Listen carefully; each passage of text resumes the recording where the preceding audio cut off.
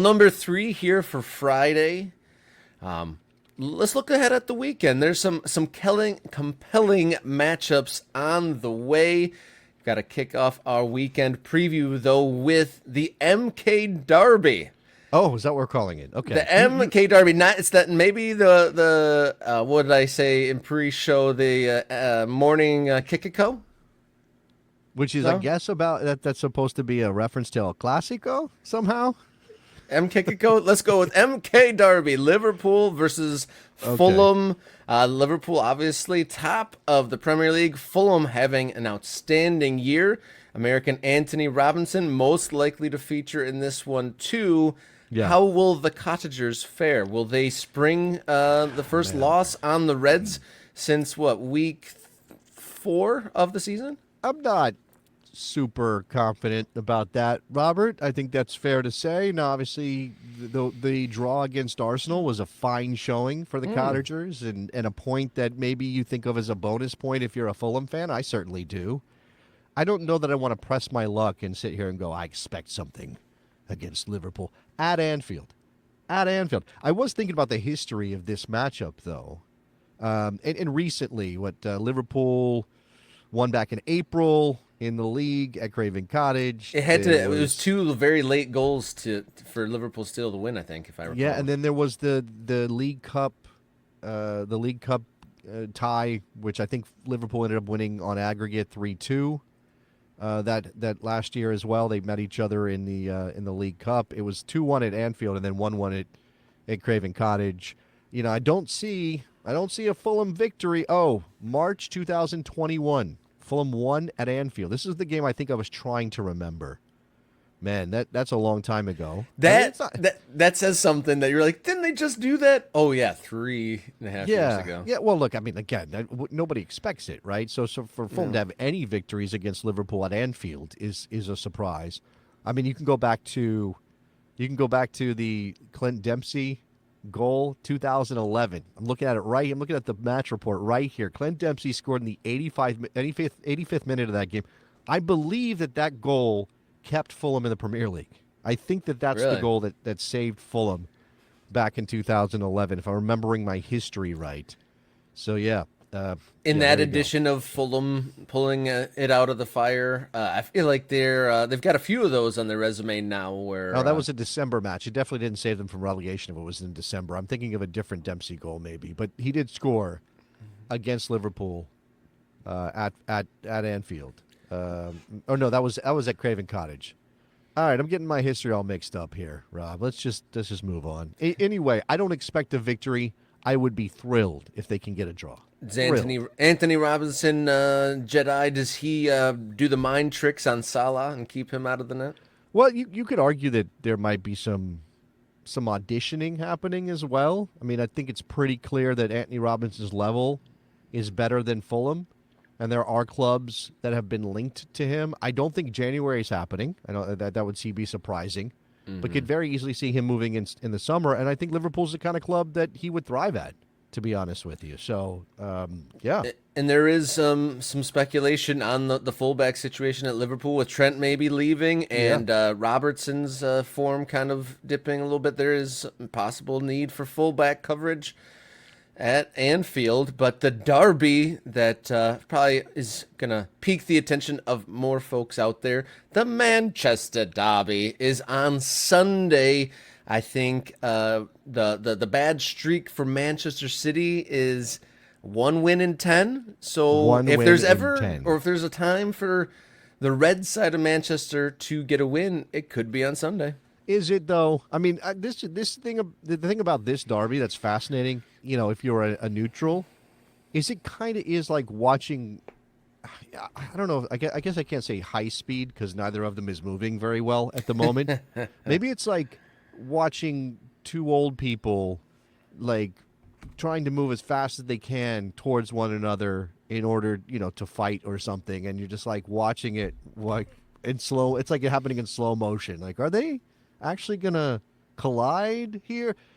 It's bad at City, 1 win in 10, and this is the darkest moment for City in how long, Robert? Like A decade? I mean, I think it's been I think they're tracing this sort of run of form back to like the relegation era of yeah, 20 yeah. plus years ago. They haven't had this kind of bad run since they were Pre- pre UAE money city, right? They just Mm, haven't, right? They won that first title in 2012, and it's been pretty good since then, right? It's yeah. been lovely since then in the blue side of Manchester. And then obviously on the other side, like, they've been in the muck. They've been sort of stuck in quicksand for so long that I guess, there have been moments clearly for Manchester United, but of course with Ten Hag being fired and Emery coming in, and it's not going to be plug and play for Emery. He wants to change the system, or he has changed the system. He doesn't have his players. Sometimes I think that's an excuse, but in this case, you really have to make the argument that what is Emery supposed to do with a bunch of guys if he was hired to play the way he plays? If they looked at him and they looked at his resume and they looked at his time at Sporting and they said, we really like the way you play. We want you to do that at Manchester United. He's not going to walk into Manchester United, into Old Trafford, and say, we're just going to keep it the same way that Ten Hag did it because that's the kind of players we have. What you're going to do is have to adapt.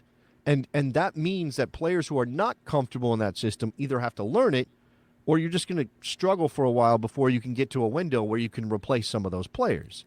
I mean, this opens up big questions about how United spends moving forward. That is a thing.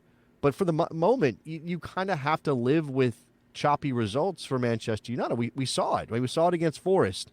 I'm not sure the Victoria Pilsen victory was all that impressive either, with the gifts that Pilsen gave to Manchester United with Højlund's goals.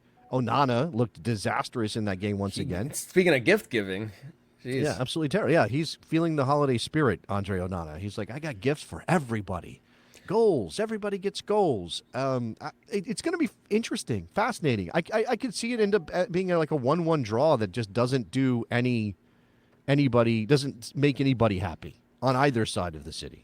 I saw some memeing yesterday. The picture of Amorim on his unveiling press conference had a big smile and a twinkle in his eye, and then after that game yesterday, he looked a little bit weathered. And speaking of people looking a little bit disheveled compared to how they typically do, Ange Postecoglou, Tottenham. Before we move our attention away from England, you got to say, if Tottenham lose to Southampton at the weekend, does he lose his job? Yeah, I think so. I don't know how you can call it tenable to keep him around. I mean, the result in Glasgow, I'm not sure that game mattered all that much, right, to Ange's long-term job prospects. But you can't be bad in it. And he had the moment he pulls Timo Werner off at halftime, right? And then after the game talks about how the level wasn't good enough, the effort wasn't good enough for Timo Werner. When you've got him, and that's damage control on Ange's part. He's only doing what he can do, which is he sees a player who's not putting the effort in necessary, and he yanks him off. But that makes you as a manager look just as bad as the player, especially when you're in such a fragile position as Ange Postecoglou is right now. Because if there were lots of good results to back up your decision to pull Werner at halftime, you can say, well, I'm Ange Postecoglou. I'm winning games. I can make that decision. It's the best thing for the team. When you pull Timo Werner off at halftime because he's not giving you effort, and the results have been what they've been for Spurs, what you're saying is they're not listening to me anymore. And it's pretty clear they're not listening to me anymore. They're not putting the effort in for me anymore. I've lost the dressing room. And I hate that for Ange. I like the guy. I think his personality is great for the league. But if the results aren't there, Spurs are absolutely the kind of club that's going to go, up, yank, pull the plug. We can't do it anymore. It's just not working. And this is to say that Spurs remains this weird limbo, ambitious club that just never hits that level, right? They never get to where they want to go. The high watermark is Pochettino taking them to a Champions League final. They're in 11th. They're in no danger of being pulled into the relegation zone, but that's not what they're supposed to be. So you can justify the firing because Spurs are not supposed to be a mid-table club. They're supposed to be higher up the thing, but then they've never gotten to the place of actually challenging for the title. So we we're once again in this cycle. This is where Spurs fans always are. They're always in this cycle. And I've heard plenty of smart Spurs fans say they don't have the squad to do what Ange wants to do anyway. And they haven't really invested the way they need to be competitive at that level. So the expectations are outsized relative to the talent that they have. And yet that's not how the chairman's going to think. That's not how the fans, certain groups of fans are going to think, because what they want is a successful Spurs team that challenges Arsenal and City and Liverpool. Tenuous time indeed. That should do it for our long balls. Do you have any, before we wrap up our weekend preview, any notes on Juventus versus Venezia? Will the American duo keep on doing their thing? Well, I mean, I think we're in this place where we don't exactly know what Weston McKennie's role is at Juve. Tim Weah has seemingly worked his way into Thiago Motta's good graces, and that's good. And he's started in a couple spots. He's filled in.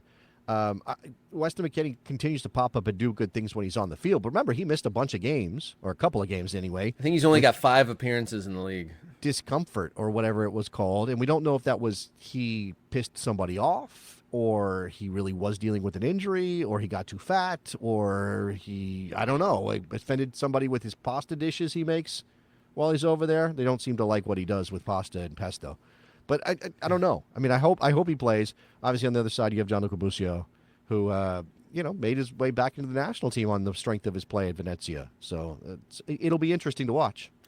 I'm interested to hear some fan fiction. Who did Naomi Girma? What did she do to offend someone in the hierarchy? Did she spill soup on Johnny's soup? American. That's it, Robert. Stop trying to complicate this. It is anti-American bias. Have your say, MK Ultras. Throw in the chat. What did Naomi Girma do other than being American? We'll see. Being American, being openly American, we'll say. But like and subscribe. Morning Kick Around on the YouTubes. Join the MK Ultras, y'all. And contact or follow along on social media. M Kick Around on X, Instagram, and the Blue Sky.